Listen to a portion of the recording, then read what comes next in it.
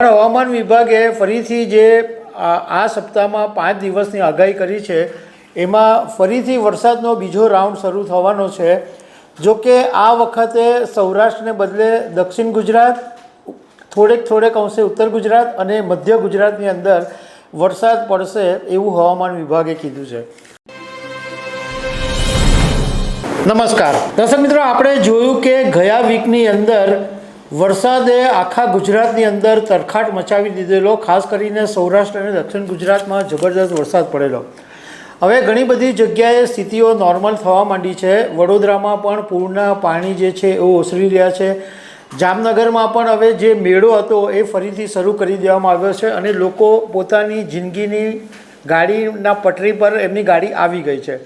પણ હવામાન વિભાગે ફરીથી જે આ સપ્તાહમાં 5 દિવસની આગાહી કરી છે એમાં ફરીથી વરસાદનો બીજો રાઉન્ડ શરૂ થવાનો છે।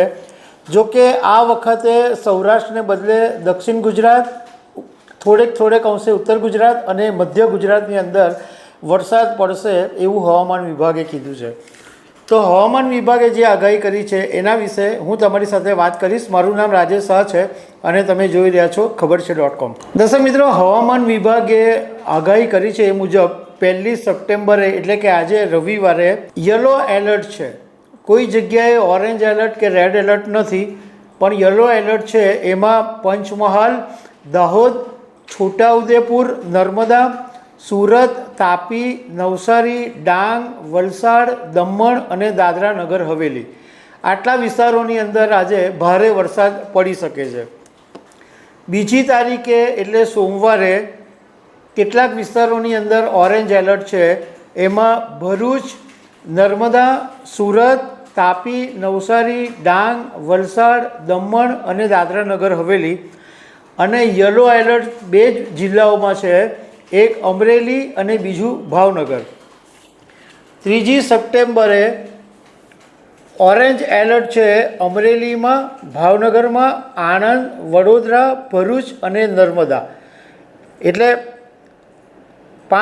6 જિલ્લાની અંદર ઓરેન્જ એલર્ટ છે અને બાકીના જે યલો એલર્ટ છે એની અંદર સુરત, તાપી, નવસારી, ડાંગ, વલસાડ, દમણ, દાદરાનગર હવેલી, છોટાઉદેપુર, પંચમહાલ, ખેડા, ગાંધીનગર, અમદાવાદ, સુરેન્દ્રનગર, બોટાદ અને રાજકોટ।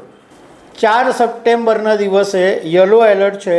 એમાં કચ્છ, બનાસકાંઠા, પાટણ, મહેસાણા, સાબરકાંઠા, ગાંધીનગર, અમદાવાદ, સુરેન્દ્રનગર, મોરબી, રાજકોટ, બોટાદ, ભાવનગર, ખેડા, પંચમહાલ, આણંદ, વડોદરા, છોટાઉદેપુર, ભરૂચ, નર્મદા અને સુરત આટલા વિસ્તારોની અંદર યલો એલર્ટ છે।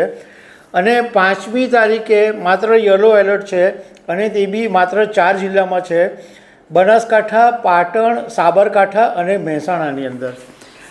હવે એવું જાણવા મળ્યું છે કે લગભગ 15 સપ્ટેમ્બરથી ચોમાસાની વિદાય થવાની શક્યતા છે। તો દર્શક મિત્રો, આવી અનેક વાતો સાથે અમે તમને મળતા રહીશું। Thank you very much.